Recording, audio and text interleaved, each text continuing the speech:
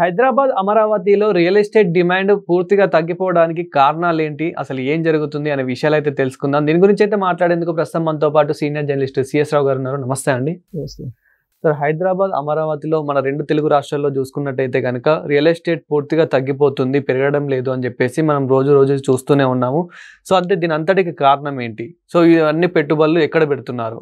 జనరల్గా మనం ఒక విశ్లేషణ చేసుకునేటప్పుడు ఏదో వేగ్గా కాకుండా సైంటిఫిక్గా ఆన్ డేటా మనం కనుక దాన్ని తీసుకొని విశ్లేషణ చేస్తే అసలు నిజం అనేది బయటకు వస్తుంది. ఇప్పుడు యాజ్ ఆఫ్ నౌ వచ్చినటువంటి survey, Anarock survey, real estate మీద అనేక సంస్థలు సర్వేలు చేస్తూ ఉంటాయి. నమ్మదగినటువంటి సర్వే అన్రాక్ సంస్థ చేసేటువంటి సర్వే నమ్మచ్చు. దాని ప్రకారం బెంగళూరు రియల్ ఎస్టేట్ 145% పెరిగింది, 145% పెరిగింది లాస్ట్ 1.5 year నుంచి. 145% పెరిగిందంటే గ్రోత్ రేటు 145% ఉంది. అంటే బెంగళూరు ఏ స్థాయిలో పెరుగుతుంది, ఎందుకు పెరుగుతుంది అనే దాని మీద అధ్యయనం చేసినప్పుడు కొన్ని భయంకరమైన నిజాలు బయటకు వచ్చాయి. ఏంటంటే బెంగళూరు పెరుగుతుంది, 145% గ్రోత్ రేట్ ఉంది రియల్ ఎస్టేట్. హైదరాబాద్కి వచ్చేటప్పటికి 9% తగ్గింది, లాస్ట్ ఇయర్ కంటే 9% తగ్గింది. అంటే ఎక్కడికి షిఫ్ట్ అయింది ఇది? ఇప్పుడు ఇక్కడ పెట్టుబడులు పెట్టేటువంటి వాళ్ళు లేదా ఇక్కడ కొనుగోలు చేసేటువంటి వాళ్ళు ఎక్కడికి వెళ్ళారు? అమరావతి వెళ్ళారా? జనరల్గా ఏమనుకుంటారు, ఇక్కడ వాళ్ళు అమరావతి వెళ్ళి ఉంటారు, అమరావతిలో పెట్టుబడులు పెట్టి ఉంటారు అని అనుకుంటారు. అంతే కదా? అమరావతి బాగుందా? అమరావతిలో రియల్ ఎస్టేట్ అద్భుతంగా ఉందంటే అమరావతిలో రియల్ ఎస్టేట్ డల్గా ఉంది. అక్కడ ట్రాన్సాక్షన్స్ లేవు, అక్కడ గ్రోత్ లేదు. ఎంత కొంత గ్రోత్ ఉంది కానీ బట్ అప్ టు మార్క్ లేదు. ఇప్పుడు ఎందుకంటే అది మైనస్లోకి వెళ్ళిపోయింది. 2024 ముందు మైనస్లో ఉండేది ప్లస్లోకి వచ్చింది. కానీ అప్ టు మార్క్ లేదు. ఇంత ఇండస్ట్రీస్ వస్తున్నాయి, పెట్టుబడులు పెడుతున్నాయి, చంద్రబాబు నాయుడు గుడ్ విల్ ఇంత ఉన్నప్పటికి కూడా అప్ టు మార్క్ లేదు. దానికి కారణం ఏం చెప్పారు?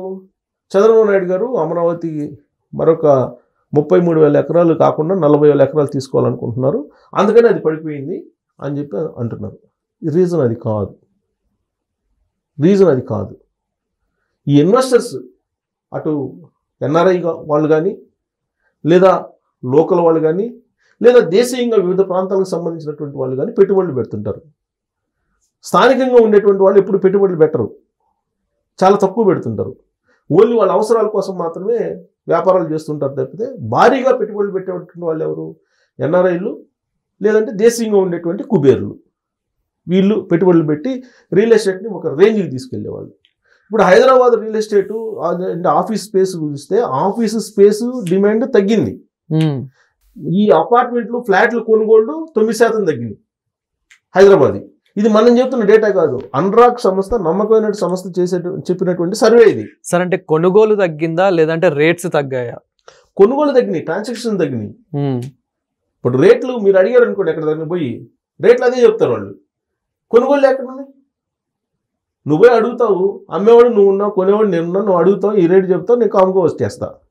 కొనుగోళ్ళు సర్వే కొనుగోలు శాతం చెప్తున్నా. ఆఫీస్ స్పేస్ ఉంది, ఆఫీస్ స్పేస్లు మీరు హైదరాబాద్లో తీసుకోండి, ఎన్ని ఆఫీస్ స్పేసులు ఖాళీగా ఉన్నాయో, డిమాండ్ లేదు.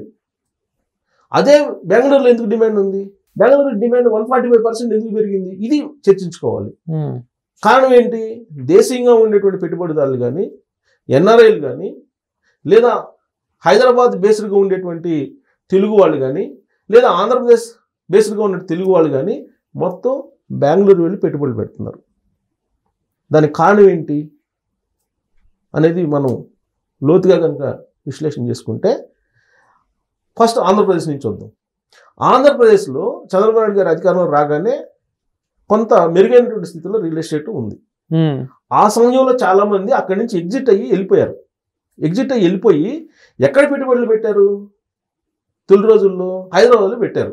కొంత మేరకు హైదరాబాద్లో పెట్టడం సేఫ్ కాదని చెప్పి ఇమీడియట్గా రియలైజ్ అయ్యి బెంగళూరుకి మరల్చారు పెట్టుబడులు. అలాగే కొన్ని చెన్నైకి మలిచారు, కొన్ని బెంగళూరుకి. అక్కడ ఆంధ్రప్రదేశ్లో ఉన్నటువంటి రియల్ ఎస్టేట్ పెట్టుబడిదారులు వెళ్ళిపోయారు.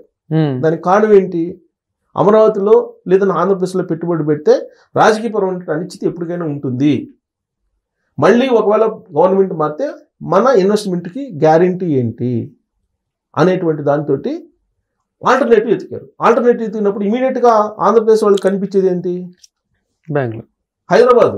ఫస్ట్ కనిపించేది హైదరాబాద్. హైదరాబాద్లో పెట్టుబడులు పెడదామా అని అంటే ఆంధ్ర సెంటిమెంట్, ఆంధ్రాకి సంబంధించినటువంటి గోబ్యాక్ నినాదాలు మళ్ళీ వినిపిస్తూ ఉన్నాయి. సెంటిమెంట్ని రేకెత్తించారు. బనకచర్ల విషయం దగ్గర నుంచి అది బాగా ఫ్లేవర్ అయిపోయింది. అంతకు ముందు కూడా అప్పుడప్పుడు కేసీఆర్, బీఆర్ఎస్ పార్టీ వాళ్ళు ఆంధ్ర సెంటిమెంట్ మళ్ళీ రేకెత్తిస్తూ ఉన్నారు.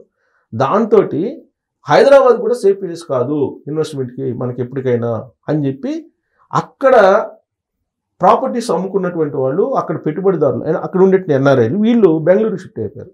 సేఫెస్ట్ ప్లేస్ బెంగళూరు అని చెప్పి. ఇది అమరావతి లేదంటే ఆంధ్రప్రదేశ్లో జరిగింది. అక్కడ తగ్గడానికి కారణం. ఇక హైదరాబాద్కి వద్దాం, తెలంగాణకు వద్దాం. తెలంగాణకు వస్తే తెలంగాణలో మనం పెట్టుబడులు ఇక్కడ పెడదాము అని అంటే ఇక్కడ యాక్చువల్గా హైదరాబాద్కు ఉండేటువంటి డ్రాబ్యాక్ ఏందో తెలుసా? ఒక్క ప్రాపర్టీకి కూడా డాక్యుమెంట్ సరిగ్గా ఉండదు. దానికి కారణం ఏంటంటే నిజాం కాలం నుంచి ఇవన్నీ డాక్యుమెంట్స్ ప్రాపర్గా లేనటువంటి భూములు. ఇవి రకరకాల భూములు ఉన్నాయి ఇక్కడ. ఈ భూములకు సంబంధించి డిస్ప్యూట్స్ చాలా ఉన్నాయి. ఇక్కడ హైదరాబాద్లో రాత్రికి రాత్రి ఆక్యుపేషన్ చేసేసి స్వాధీనం చేసుకున్నటువంటి భూములు చాలా ఉన్నాయి. అంటే ఇక్కడ ఎవడు కండబలం ఉంటే, ఎవడు రాజకీయ బలం ఉంటే వాడిదే రాజ్యం ఇక్కడ. సార్ అంటే ఇదంతా ఒకప్పుడు జరిగింది. ఒక తెలంగాణ హైదరాబాద్లోనే కాదు, ప్రపంచవ్యాప్తంగా దేశవ్యాప్తంగా చాలా జరిగాయి.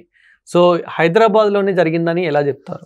హైదరాబాద్లో చాలా కేసులు ఉన్నాయి కదా, ఆ కేసులు ఉన్నాయి కదా, ల్యాండ్ డిస్ప్యూట్స్. మిగతా చోట్ల లేకపోవడానికి ఇక్కడ ల్యాండ్ డిస్ప్యూట్లు ఉండడానికి కారణం ఏంటంటే ధరణి పోర్టులు.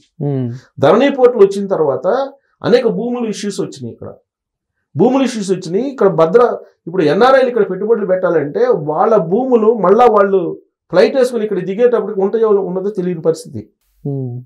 అందువల్ల ఇక్కడ భద్రత లేని కారణంగా పైగా హైడ్రా లాంటి వ్యవస్థ ఒక హల్చల్ చేసింది కొన్ని రోజుల పాటు. ప్లస్ సెంటిమెంట్ ఇవన్నీ ఉన్నాయి. ఈ కారణంగా ఎన్ఆర్ఐలు అసలు సేఫెస్ట్ ప్లేస్ కాదు ఇది. మన ఆస్తులకు భద్రత అయితే కోరుకుంటారు ఎవరైనా, భద్రత లేనటువంటి ప్లేసు. కాబట్టి పైగా ఇక్కడ నార్త్ ఇండియన్స్ వచ్చేసారు. వీళ్ళు ఎప్పుడు ఏం చేస్తారో తెలియని పరిస్థితి. కాబట్టి ఇది సేఫ్ ప్లేస్ కాదని చెప్పేసి హైదరాబాద్ నుంచి ఇక్కడికి పెట్టుబడులు పెట్టాల్సినటువంటి ఎన్ఆర్ఐలు తీసుకెళ్ళి బెంగళూరులో పెట్టుకుంటున్నారు. దాని కారణంగానే హైదరాబాద్కి సంబంధించిన డిమాండ్ తగ్గింది. ఇది రెండో పాయింట్ ఏంటంటే ఆంధ్ర వాళ్ళు హైదరాబాద్ మీద ఎక్కువ రావట్లేదు. ఇప్పుడు ఆంధ్ర వాళ్ళు తగ్గారు, నార్త్ ఇండియన్స్ పెరిగారు ఇప్పుడు. ప్లస్ ఇక్కడ తెలియకుండా మాఫియా ఉంది. తెలియకుండా మీరు అబ్జర్వ్ చేస్తే కనుక మీకు ల్యాండ్ మాఫియా, తర్వాత ఈ రియల్ ఎస్టేట్ నిర్మాణ సంస్థల్లో ఉండేటువంటి మాఫియా, ఇవన్నీ కూడా చాలా పెద్ద ఎత్తున పనిచేస్తున్నాయి. వీళ్ళు రేట్లను హైక్ చేసేసారు, సిండికేట్ అయిపోయారు. గతంలో ఎప్పుడు సిండికేట్ ఉండేది కాదు. హైదరాబాద్లో సిండికేట్ అయిపోయి రేట్లను హైక్ చేశారు. మీరు ఎక్కడికన్నా పోండి, మీరు బంజారా హిల్స్లో ఒకే రేటు ఉంటుంది సుమారుగా, మీరు తీసుకెళ్ళి బాచిపల్లి వేసినా కానీ ఒక 500 అటు ఇటు ఉంటుంది అంతే రేటు. మీకు రెంట్లు కూడా అంతే, ఒక అటు ఇటు ఉంటాయి. ఇంతకుముందు అలా కాదు. హైదరాబాద్ బంజారా హిల్స్లో ఉండేటువంటి రెంట్కి దిల్సునగర్లో ఉండేటువంటి రెంట్కి దాదాపు సగానికి సగం తేడా ఉండేది. ఇప్పుడు అలా లేదు. దానికి కారణం ఏంటి? మాఫియా చేరి దీన్ని ఒక సిండికేట్గా మార్చేసి రేట్లని ఎప్పటికప్పుడు ఆర్టిఫిషియల్గా క్రియేట్ చేస్తున్నారు. సో ఈ మార్కెట్ని నమ్మలేనటువంటి స్థితిలో ఉన్నారు. అందువల్ల సేఫెస్ట్గా ఉండేటువంటి ప్లేస్ బెంగళూరు. ప్లస్ అక్కడ రాజకీయపరమైనటువంటి అరాచకాలు, రాజకీయపరమైనటువంటి ప్రమేయాలు తక్కువ. అసలు లేవని చెప్పలేం కానీ తక్కువ. అందరికీ సేఫెస్ట్ ప్లేస్ అక్కడ. అందుకే జగన్మోహన్ రెడ్డి గారు పెట్టుబడులు అక్కడే పెడుతున్నారు. ఇప్పుడు పొలిటికల్ లీడర్స్ ఎవరైతే బాగా సంపాదించారో ఆంధ్రప్రదేశ్లో కానీ తెలంగాణలో కానీ మీరు ఎంక్వైరీ చేసుకుంటే బెంగళూరులో ఇన్వెస్ట్మెంట్ లేనటువంటి వాళ్ళు 90% ఉంటారు. 10% ఉండరేమో. పొలిటీషియన్స్ బాగా డబ్బులు సంపాదించినటువంటి వాళ్ళు, అధికారులు కానీ వీళ్ళంతా 90% పెట్టుబడులు పెట్టి బెంగళూరులో ఉన్నారు. అందుకే బెంగళూరు ఇవాళ పరిస్థితి ఏంటి? 145% పెరిగిందని అనురాగ్ సంస్థ చెప్తుందంటే 145% ఎలా పెరుగుతుంది?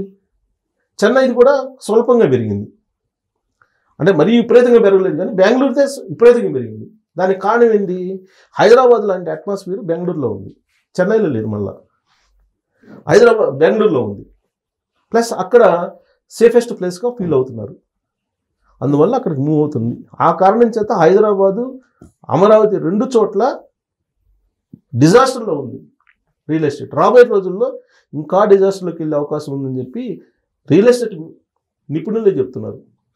ఇది బెంగళూరుకి అనుకూలంగా మారింది. ఇక్కడ ఉండేటువంటి రాజకీయ పరిస్థితులు కానీ, లేదంటే ఇక్కడ ఉండేటువంటి సాంఘిక భౌగోళిక పరిస్థితులు కానీ, లా అండ్ ఆర్డర్ సిచ్యువేషన్స్ కానీ ఈ రెండు రాష్ట్రాల్లో ఉండేటువంటివి బెంగళూరుకి కలిసి వస్తున్నాయి. అందుకే అందరూ బెంగళూరుకి మూవ్ అవుతున్నారు. ఆ కారణం చేత హైదరాబాద్, అమరావతిలో రియల్ ఎస్టేట్ పడిపోవడానికి ప్రధానమైనటువంటి కారణం అని చెప్పి లేటెస్ట్గా నాకు ఒక నిష్ణాతుడైనటువంటి నిష్పక్షపాతంగా ఈ రియల్ ఎస్టేట్ గురించి చెప్పేటువంటి ఒక మిత్రుడు నాకు చెప్పినటువంటి రహస్యం ఇది. అసలు జరుగుతుంది ఇదండి రియల్ ఎస్టేట్లో. కాబట్టి ఎవరు పెట్టుబడులు పెట్టరు. హైదరాబాద్లో పెడితేనేమో వాడికి ప్రాపర్టీ ఉంటుందో ఉండదో తెలియదు, పని రెంట్కి ఇస్తేనేమో వాడు ఖాళీ చేస్తాడో లేదో తెలియదు. ఇలాంటి ఇష్యూస్ చాలా ఉన్నాయి హైదరాబాద్లో. అలాగే అక్కడుండే సమస్యలు అమరావతిలో ఉన్నాయి. Plus politicians, top most politicians బెంగళూరుకి ఇంట్రెస్ట్ చూపిస్తున్నారు. కాబట్టి వాళ్ళు అక్కడ మూవ్ అయినప్పుడు కింద స్థాయి పొలిటీషియన్స్ కూడా అక్కడికే మూవ్ అవుతారు కదా, కాబట్టి మూవ్ అవుతున్నారు. ఆయన చెప్పింది మీరు ఎంక్వైరీ చేసుకోండి, టాప్ మోస్ట్ పొలిటీషియన్స్ ఇన్వెస్ట్మెంట్ ఎక్కడ చేస్తున్నారో మీరు కావాలంటే ఎంక్వైరీ చేసుకోండి. వాళ్ళతో పాటు వాళ్ళ అనుచరులు కూడా భారీ ఎత్తున అక్కడ ఇన్వెస్ట్మెంట్స్ చేస్తున్నారు బెంగళూరులో. ఇది ఎందుకు, ప్రభుత్వాలు మారినా కానీ అక్కడైతే సేఫెస్ట్ ప్లేసు.